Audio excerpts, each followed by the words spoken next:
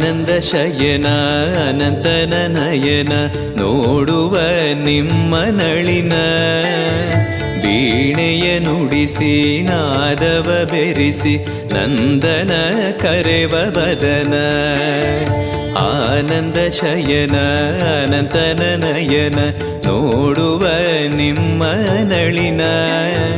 ವೀಣೆಯ ನುಡಿಸಿ ನಾದವ ಬೆರೆಸಿ ನಂದನ ಕರೆವ ವದನ